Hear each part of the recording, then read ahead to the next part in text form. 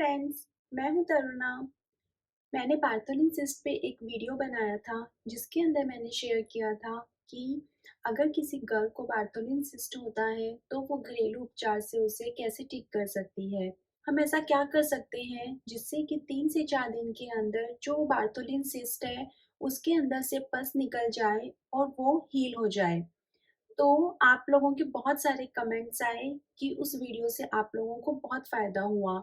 आप लोगों ने लिखा भी कि आपका सिस्ट उससे ठीक हुआ और आप लोगों ने मुझे बोला कि मैं बार्टोलिन सिस्ट के ऊपर और वीडियोस बनाऊं और आपको और इन्फॉर्मेशन दूं।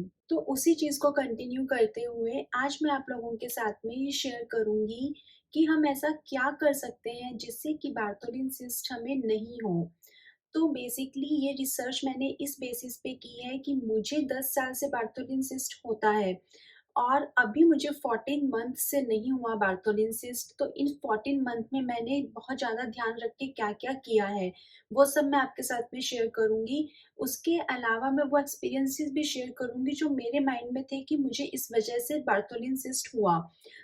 और उसके अलावा बहुत सारे लोगों ने भी अपने एक्सपीरियंसेस मुझसे शेयर किए जब मैंने उनको रिक्वेस्ट की कि आप अपने एक्सपीरियंस मेरे साथ में शेयर करो। उन्होंने मुझे इंस्टाग्राम पे भी मैसेज करके पूरा बताया कि उनको क्या लगता है कि उनको बार्टोलिन सिस्ट कैसे हुआ। सो गर्ल्स, हम लोगों को जो ये बार्टोलिन सिस्ट होता है, जो ये इन्फेक्शन होता है, उसका कोई एक सिंपल सा रीज़न नहीं है, क्योंकि अगर वो एक सिंपल सा रीज़न होता तो फिर वो हमें पता होता और अगर हम डॉक्टर के पास जाते तो डॉक्टर भी हमें बता देते कि आपको ये सिस्ट इस वजह से हो रहा है, तो फिर अब आप ये चीज़ मत करो। लेकिन आप जब भी डॉक्टर के पास गए होगे तो डॉक्टर ने भी आपको सॉल्यूशन ही दिया होगा कि या तो सर्जरी करवा लो या फिर एंटीबायोटिक्स ले लो। बट ऐसा कभी भी नहीं होता है कि डॉक्टर भी हमें ये बता सके कि आपको ये इन्फेक्शन क्यों हुआ है, क्योंकि ये सब इतना ईज़ी नहीं होता इन्फेक्शंस क्यों हुआ है जानना। अगर हम गिर जाते हैं और हमें चोट लग जाती है तो हमें पता है कि वो हमें गिरने से हुई है, लेकिन बॉडी के अंदर जो इन्फेक्शंस या सिस्ट होते हैं वो उस तरीके से काम नहीं करते हैं। तो हमारी बॉडी के अंदर जो इन्फेक्शन होते हैं उसका भी कोई एक पर्टिकुलर रीज़न नहीं होता है। अगर हम किसी भी डॉक्टर के पास दुनिया में चले जाएँ, वो हमें कभी नहीं बताएगा कि आपको ये बार्टोलिन सिस्ट इस वजह से हुआ है और हम भी उन्हें जो लॉजिक देते हैं वो उस बात को नहीं मानते हैं। जैसे कि मैंने अपने डॉक्टर को बहुत बार बोला कि मुझे मिर्च खाने से होता है, बट उन्होंने कभी एग्री नहीं किया और ये मेरे माइंड में भी तब आया जब मुझे मेरे बार्टोलिन सिस्ट वाले पे कुछ कमेंट्स आए और उसमें से कुछ गर्ल्स ने मुझसे बोला कि आपने इन 14 मंथ्स में ऐसा क्या किया कि आपको बार्टोलिन सिस्ट 14 मंथ्स तक नहीं हुआ।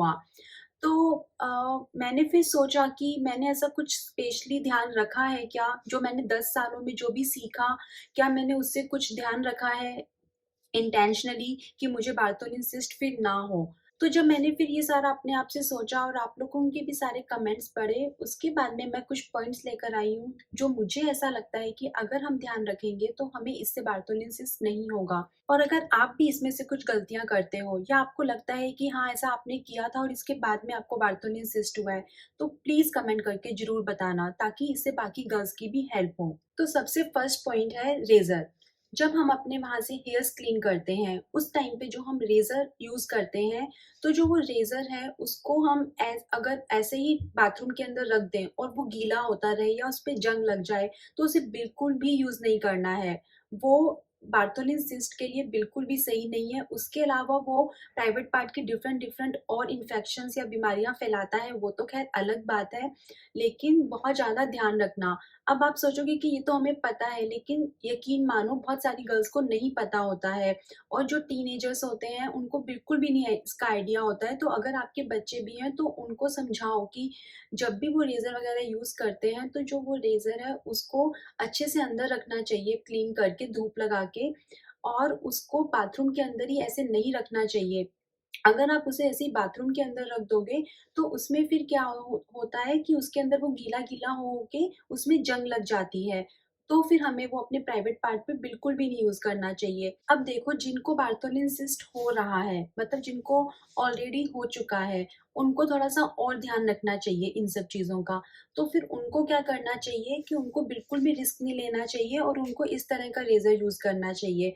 तो मैं बहुत ज़्यादा ध्यान रखती हूँ। अब वैसे जैसे ये वाला जो है ये वाला जो रेज़र है और इसके साथ में ये इस तरह से ब्लेड्स आती हैं।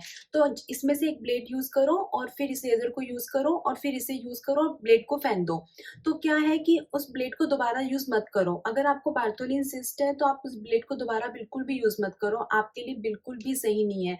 और मैं ये इंटेंशनली करती हूँ कि जो ब्लेड है उसको अगर एक बार इसमें यूज़ किया तो मैं वापस इस ब्लेड को प्राइवेट पार्ट पे तो यूज़ नहीं करती हूँ। उसके लिए मैं हमेशा डिफरेंट ब्लेड लेती हूँ बिकॉज़ इट्स नॉट हेल्दी अगर आपको ऑलरेडी बार्थोलिन सिस्ट हो रहा है। अगर आपको नहीं हो रहा है, तो फिर आप धूप में रख के और दोबारा यूज़ कर सकते हो। लेकिन अगर आपको बार्थोलिन सिस्ट हो रहा है, तो रिकमेंडेड है कि आप रिस्क ही मत लो। आप द हमेशा नया ब्लेड ही यूज़ करो। यहाँ पर आपको बार्थोलिन सिस्ट हो रहा है का मेरा जो मतलब है, उसका मतलब ये है कि अगर आपको कभी भी लाइफ में हुआ है, इट्स नॉट लाइक कि आपको अभी है। अगर आपको अभी बार्थोलिन सिस्ट है, तो ऑफ कोर्स आपको किसी भी तरह का कुछ रेज़र यूज़ नहीं करना है उस पे। उसके अलावा जब आप रेज़र यूज़ करते हो तो बहुत सारे लोगों ने ऐसा बताया कि वो सोप से करते हैं कि पहले ऐसे सोप लगाया और उसके बाद में रेज़र किया। नहीं, ऐसा नहीं करना है। जब आप रेज़र यूज़ करते हो तो आपको पहले कोकोनट का ऑयल लगाना है और कोकोनट ऑयल लगा के और फिर आपको रेज़र करना है। ये भी एक चीज़ है जो मैंने देखा कि काफ़ी सारे लोगों को नहीं पता थी। काफ़ी सारे लोग सोप लगा के और फिर बाल साफ करते हैं, चाहे वो हैंड्स के ही हों या कहीं के भी हों। लेकिन आपको बार्थोलिन सिस्ट है तो आपको वैसे मुझे आइडिया नहीं है, मैंने तो सॉप से नहीं किया है कभी। तो आपको अगर बार्थोलिन सिस्ट है, तो आप एकदम भी वहाँ पे सॉप से मत करो। आप वहाँ पे सिर्फ़ और सिर्फ़ कोकोनट ऑयल लगाओ और उससे आप अपने हेयर्स को क्लीन करो। ठीक है? तो मैंने अभी आपके साथ में 2 पॉइंट शेयर किए। उसके बाद में है नेक्स्ट पॉइंट अंडरगारमेंट्स। जो हमारे अंडरवियर होते हैं, उसको धूप लगाना बहुत ज़्यादा ज़रूरी है। और सेकंड चीज़ कि अगर हमें बार्थोलिन सिस्ट हो रहा है, तो हमें सिर्फ़ और सिर्फ़ कॉटन के अंडरवियर्स पहनने चाहिए। कभी-कभार आप थोड़े से टाइम के लिए कोई और अंडरवियर भी पहनते हो दैट्स फाइन, लेकिन आपको हमेशा डेली लाइफ के अंदर सिर्फ़ और सिर्फ़ कॉटन के अंडरगारमेंट्स ही पहनने चाहिए। और जो कॉटन के अंडरवियर्स हैं, उनको भी हमें टाइम पे चेंज करते रहना पड़ेगा। जैसे कि 7-8 महीने के बाद में आप उसे मत यूज़ करो। आप लोगों के लिए वो हेल्दी नहीं है अगर आपको बार्थोलिन सिस्ट हो रहा है तो।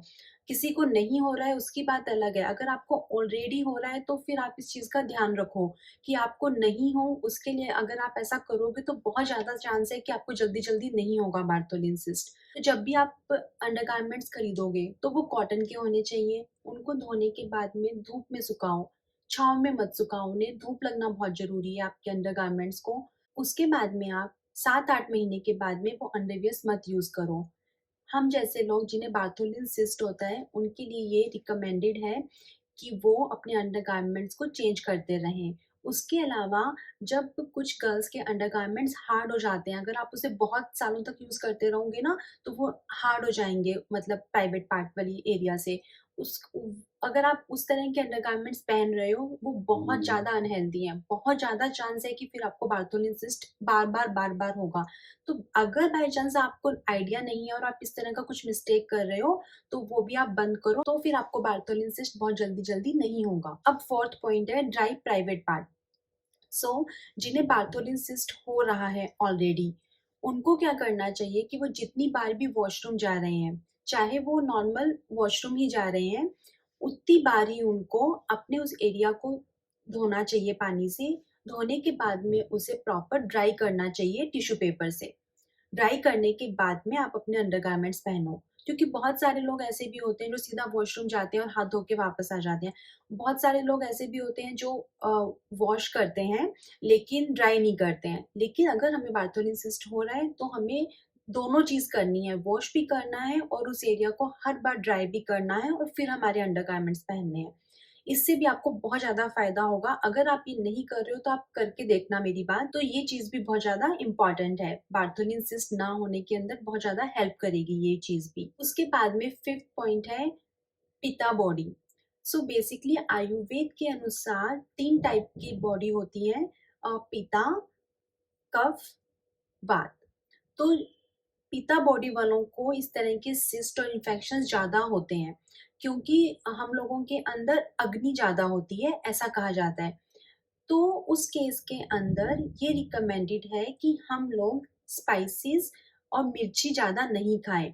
तो स्पाइसेस और मिर्ची में क्या डिफ़रेंस है? मिर्च तो हमें पता ही है कि काली मिर्च, हरी मिर्च और लाल मिर्च होती है। स्पाइसेस मतलब ये गरम मसाले जो होते हैं। जो ये खड़े मसाले होते हैं, जो किचन किंग मसाला है या राजमा मसाला है। एक तो हम राजमा की सब्ज़ी बनाएँ और सिंपल डालें हमारी मसालेदानी का मसाला, और एक हम मार्केट का राजमा मसाला डालें। तो जिनकी पित्ता बॉडी होती है, उनको ऐसा कहा जाता है कि उनको ज़्यादा स्पाइसेस नहीं खाने चाहिए। तो मैं अपने बार्थोलिन सिस्ट के लिए हर जगह घूमी हूँ बेसिकली। तो मैं एक आयुर्वेदा क्लिनिक के अंदर भी गई थी, तो उन लोगों ने मुझे सिंपली इसके बारे में बताया। उन्होंने कोई ऐसे मेडिसिन्स वगैरह कुछ नहीं दी, सिंपल इसके बारे में इन्फॉर्मेशन दी, और उन्होंने मेरी इस बात से एग्री किया कि मैंने जब उनसे बोला कि मुझे मिर्च खाने से होता है, तो उन्होंने कहा कि एलोपैथी नहीं मानती है, बट आयुर्वेदा इस बात को मानता है कि मिर्च खाने से हो सकता है, स्पाइसेस खाने से हो सकता है, बिकॉज़ आपका जो बॉडी टाइप है वो पिता है, ऑलरेडी अग्नि बहुत ज़्यादा है, उसके अंदर आप और ऐसे अ, स्पाइसेस और इस तरह के आइटम्स आप खा रहे हो, तो उस कारण से आपको बहुत ज़्यादा चांस है कि बार्थोलिन सिस्ट होता है। और मैंने तो खुद ने पर्सनली देखा है कि मेरे को 10 साल में जब भी बार्थोलिन सिस्ट हुआ है, मैंने बहुत ज़्यादा हरी मिर्ची खाई है। मैं सच बता रही हूँ, मेरे को एकदम कन्फर्म है कि मुझे इसी से होता है। तो उन्होंने इस बात से एग्री किया कि हाँ, हरी मिर्च से आपको हो सकता है। इस पे मैं एक डिफरेंट वीडियो बनाऊँगी, अगर मैं इस पे बात करने लग गई तो ये वीडियो बहुत ज़्यादा बड़ा हो जाएगा। अब मैं आपको इसके पीछे का लॉजिक बताती हूँ कि क्यों मिर्ची खाने से मुझे ऐसा लगता है कि बार्थोलिन सिस्ट होता है या स्पाइसी फूड खाने से होता है। देखो, जब भी हम मिर्ची खाते हैं तो ऐसा होता है कि जो बॉडी है वो काफ़ी हार्ड आती है। ये तो आप एग्री करते हो, क्योंकि बहुत ज़्यादा लोग ऐसा मानते हैं, ये तो साइंटिफिकली भी प्रूव है कि मिर्ची से ही लोगों को पाइल्स होता है या उनकी बॉडी बहुत ज़्यादा हार्ड आती है। तो बहुत ज़्यादा मिर्ची या स्पाइसी फूड खाने से जो डाइजेस्टिव सिस्टम है, उसके अंदर एक्स्ट्रा एसिड बनता है, जिसके कारण जो बॉडी है वो हार्ड आती है। जब वो बॉडी हार्ड आती है, उस टाइम पे बार्थोलिन वाली ग्लैंड के ऊपर कोई ज़ोर लगता है, जो मुझे पर्सनली ऐसा लगता है कि ऐसा कुछ मेरे साथ तो होता है। कि फिर वो जब कभी ऐसा ज़ोर-वोर लगता है, उस कारण से वहाँ पे इन्फ्लेमेशन हो जाता है या इन्फेक्शन हो जाता है और वो सिस्ट है वो बनने लगता है। अगर आपने भी कुछ ऐसा एक्सपीरियंस किया है एकदम सेम, तो please share in the comment. So मैं ये रिकमेंड करूँगी कि जिन लोगों को बार्थोलिन सिस्ट हो रहा है, वो कभी अपने इतनी मिर्ची या इतना स्पाइसेस मत खाओ कि आपका जो बॉडी है वो उतना ज़्यादा हार्ड हो, उस लेवल तक बिल्कुल भी मत पहुँचो। तो अगर आपने किसी दिन बहुत ज़्यादा स्पाइसी फूड खाया है या फिर आपने बहुत ज़्यादा मिर्ची खाई है, तो फिर आप कोकोनट वाटर लो, ऑरेंज जूस लो, बहुत ज़्यादा पानी पियो, फाइबर रिच फूड खाओ, वेजिटेबल्स खाओ, फ्रूट्स खाओ, तो बैलेंस रखो बेसिकली। ऐसा नहीं है कि स्पाइसी फूड या फिर मिर्ची आप बिल्कुल ही मत खाओ, लेकिन बहुत ज़्यादा के अंदर और एक लिमिट के अंदर और बैलेंस डाइट के अंदर फ़र्क होता है। अगर बहुत ज़्यादा सिर्फ़ पित्त बढ़ाने वाला ही आइटम खाते रहेंगे, स्पाइसी फूड ही खाते रहेंगे सिर्फ़, और ये सब चीज़ें जो मैंने आपको बताई हैं, ये सब नहीं खाएँगे, तो फिर ऑफ़ कोर्स सिस्ट बनेगा। अगर बैलेंस करके चलेंगे तो नहीं बनेगा, तो हमें बैलेंस करके चलना है। मैंने 14 मंथ्स के अंदर ये सच में किया है कि मैं अगर मिर्च खा भी रही हूँ, तो फिर मैं ये सब चीज़ें बहुत ज़्यादा खाती हूँ, कोकोनट वाटर और ये सब। मैं इस पे भी एक सेपरेट वीडियो पूरा बनाऊँगी कि इसका मेरा क्या एक्सपीरियंस है और मैंने क्या-क्या, अगर आपका पिता बॉडी है, तो आपको क्या-क्या खाना चाहिए। अब लास्ट पॉइंट है कॉटन क्लॉथ्स। सो बेसिकली क्या होता है ना कि अगर आपको पार्थोनिसिस्ट हो रहा है, तो आप एकदम जो टाइट वाली जीन्स होती है, एकदम टाइट वाली जीन्स, उसको बहुत ज़्यादा देर तक मत पहनो गर्मियों के अंदर स्पेशली। एकदम जो टाइट वाली जीन्स होती है, एकदम टाइट-टाइट जो कपड़े होते हैं ना, अगर आपको थोड़ा-सा भी ऐसा लग रहा है ना कि आपको सिस्ट होने वाला है, एक इंट्यूशन सा आ जाता है कि अगर आपको थोड़ा-सा भी ऐसा लग रहा है कि सिस्ट होने वाला है या थोड़ा-सा भी डिस्कम्फर्ट लग रहा है ना, तो इमीडिएटली फ्रॉक्स एंड स्कर्ट्स पे आ जाओ। बिल्कुल भी अपने मतलब इवन कॉटन की पैंट्स भी मैं आपको रिकमेंड नहीं करूँगी उस टाइम पे, एकदम स्कर्ट्स पे और फ्रॉक्स पे आप आ जाओ, साड़ीज़ पे आप आ जाओ, एटलीस्ट आपको नीचे से प्रॉपर मतलब ऐसे खुला-खुला रहता है, ऐसे जीन्स एकदम टाइट कर देता है, वो चीज़ सही नहीं है, जिनको बार्थोलिन सिस्ट होता है उस टाइम के लिए। तो एकदम जो टाइट जीन्स होती है, वो सब उस टाइम पे बिल्कुल भी मत पहनो, वो आपके सिस्ट को और इन्फ्लेमेट कर देगा और प्रॉब्लम हो जाएगी।